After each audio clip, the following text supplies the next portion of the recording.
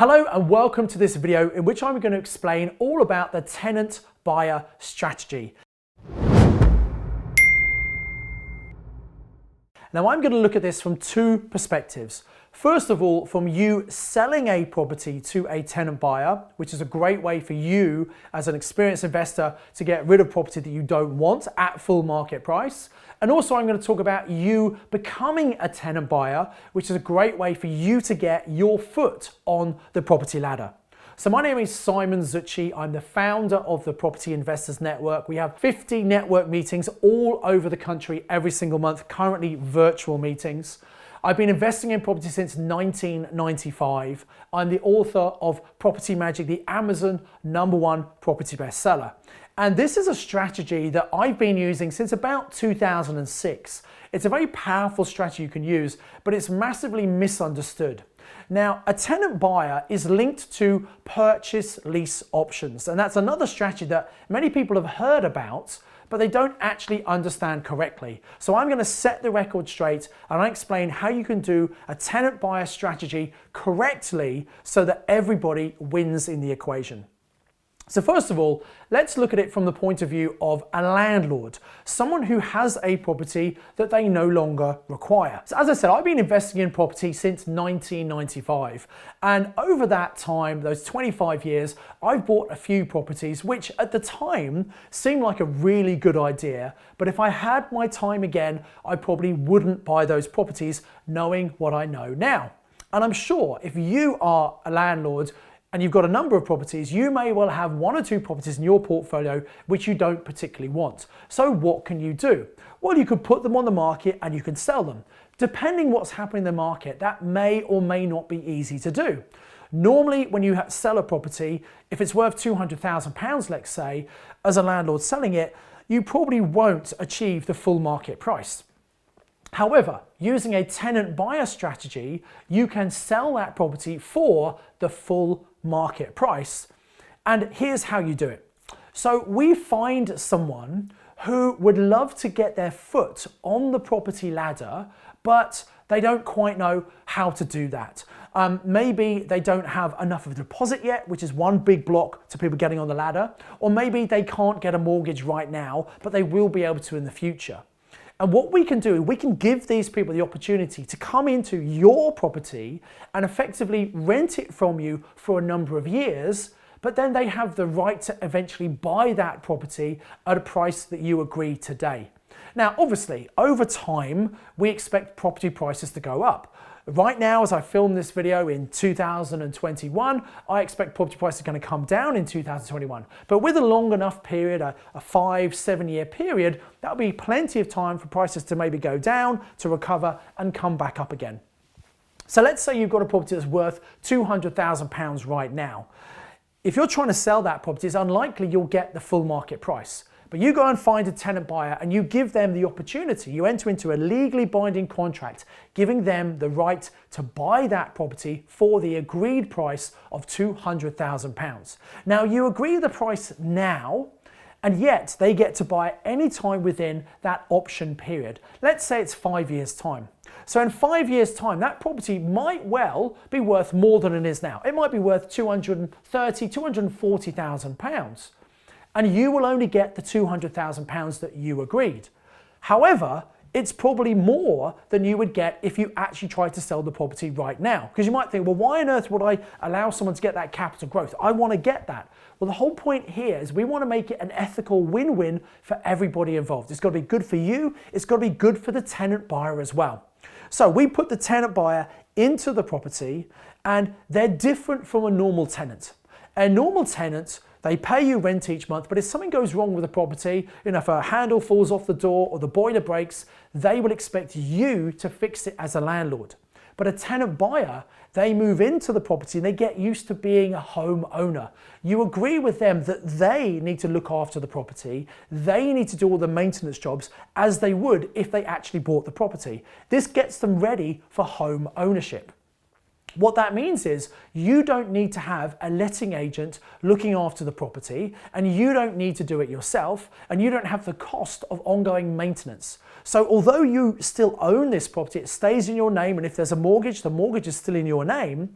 What it means is you're going to make more money from that property because you're not paying for maintenance, you're not paying for management fees, because the tenant who's in there is looking after the property, treating it like their own. So this is a really good benefit for you being a tenant buyer.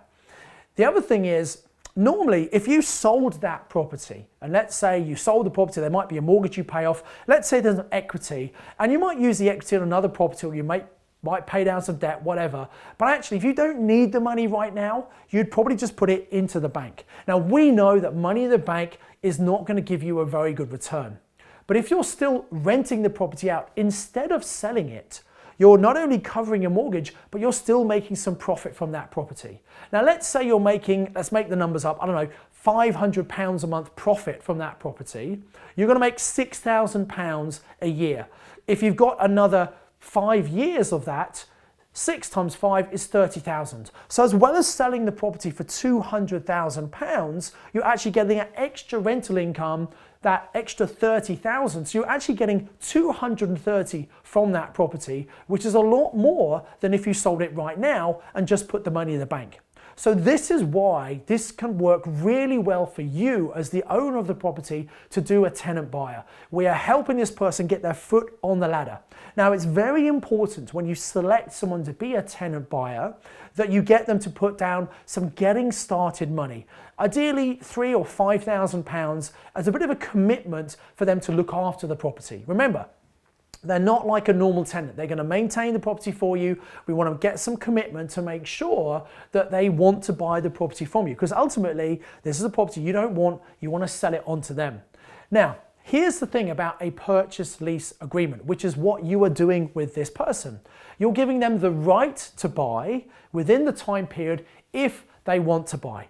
They don't have to buy. They can walk away. They can change their mind if they want. So it's a very flexible agreement for them. If they want to buy, you have to sell it to them. You cannot change your mind. You have to sell it to them at the price that you have agreed. It's only fair that you commit to what you're offering them. So what this means is, if they come and decide to buy, great. They'll save up a deposit, they'll get a mortgage. If they decide not to buy, they get to walk away. Now, hopefully, they should give the property back to you in the same condition or better condition than when you gave it to them. When someone moves into the property as a tenant buyer, they fully intend to live and stay in that property and eventually buy it. You'll find people sometimes come and modernize the property, they'll decorate it, they'll put new carpets in, they might put a new kitchen in, they might put some decking at the back, they might, landscape the garden. They'll do these things because they're treating it like their own home. However, circumstances change and they may decide not to buy. If they decide not to buy, they lose their getting started money, which was the initial option fee that they put down.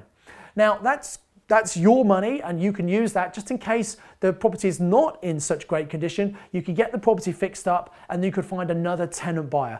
And the reality is, not all tenant buyers will eventually buy your property, because sometimes life gets in the way, circumstances change, and they decide not to buy the property. But hopefully, if everything goes to plan, they come and buy the property for the agreed price. You've had that extra income with no hassle, no expense over the period of the option. So that's why it works really well for you as a property owner. Now let's look at it from the perspective of you going in as a tenant buyer. And there are a couple of ways you can use this. If you don't have a property yet, you don't even have your own home, and you're struggling to save a deposit, you're struggling to get the mortgage right now, this can be a great way for you to get your foot on the ladder and lock in a price. Now, I've already explained it from the landlord's point of view. Let's look at it a bit more from your point of view. The biggest problem people have when they're wanting to get into property is that if they don't get in now, they know that the value of property goes up over time. Now, it doesn't always go up, it comes up and comes down. As I said earlier, I think prices are going to come down in 2021. But a purchase lease option, which is what you're doing with the landlord as a tenant buyer, is a really fantastic solution for you. You see, what happens is you get to move into the house, you put down some getting started money, that's your commitment to show that you want to buy. And my belief is you should make sure that you want to buy this property and you can buy it in the future. There's no point you going to live in £1 million property hoping you're going to buy it if you're earning £10,000 a year. You're just never going to get the right mortgage. So you've got to make sure that when you move in, assuming you can get mortgages in the future, that you're going to earn enough to be able to get the required mortgage to actually buy that property. Now, as a first-time buyer, you might be able to get a 90 or 95% mortgage. You'll need a little bit of saving, but it's very important that before you become a tenant buyer, you check with a mortgage broker who's got access to the full mortgage market to find out if you can get a mortgage. Now, there are a number of reasons why you may not be able to get a mortgage now, but you might be able to get one in the future. The first one is maybe you're a trainee. Maybe you're not earning a huge amount of money now. You might be a trainee accountant, solicitor, doctor, but as soon as you qualify, your salary will jump up and you'll have enough salary to be able to afford to get the mortgage you need to buy the property you want to live in. So that's the first thing. Maybe you're not earning enough now, but that will change over time.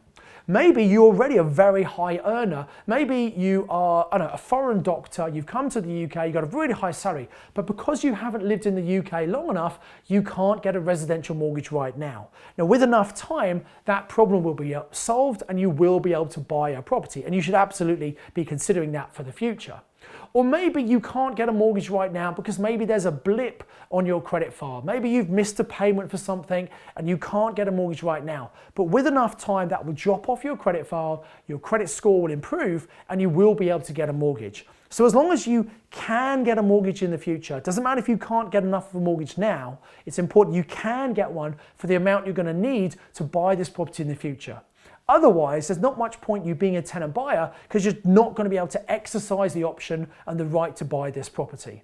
You could assign the benefit of that option onto someone else. Most option agreements are assignable. If you decide not to buy, let's say you've got a right to buy at 200,000 and the value goes up to 230, you could maybe sell that to someone else for, I don't know, 220, so they're getting a discount, and you would get the difference between what you agreed to buy the property for, the option price, the 200,000, and the 220 that someone else came and bought from the owner instead of you buying. That 20,000 difference comes to you. And that's a really nice reward for you. So I would have thought everyone should really become a tenant buyer rather than just being a normal tenant, because you've got the potential of benefiting from the equity growth in that property. You need to find a landlord who's happy to sell their property and understands about options. The problem is most people don't really understand how this works. But if you're just renting at the moment, I would suggest why not look for a property you can take on as a tenant buyer using a purchase lease option to protect yourself in there.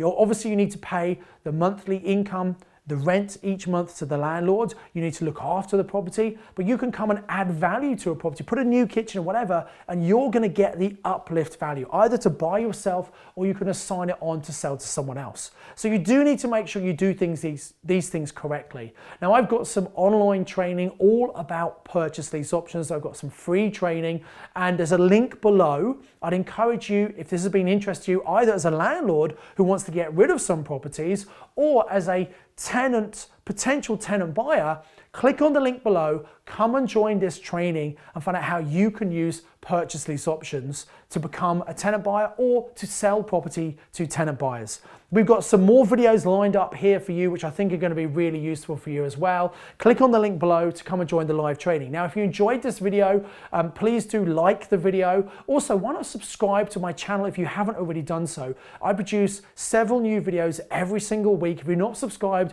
you might miss out on some of those videos. They're about the property market. They're about certain strategies like this particular video was. I really highly encourage you to register for those. And if you've got questions or comments, please put them in the comments below. Tell us what you thought about the video, if you liked it, if you didn't like it, what the questions are, and I'll come and answer as many questions as I can. And that's how I get the idea for new videos as well. So you asking questions gives me stimulation. Right, this is what I'm going to create the next video on. So like the video, come and subscribe, come and comment, and click on the link to come and subscribe for the online training all about purchase lease options. Until the next video, I encourage you to invest with knowledge, invest with skill. If you enjoyed this video, you should definitely check out this next video that I've lined up for you. And also click on the link below to come and join me for some live online training all about how you can use purchase lease options and purchase options in your property investing. Because it's live training, you can actually ask me any questions you've got about these incredibly powerful investing tools. So click on the link, book the training right now.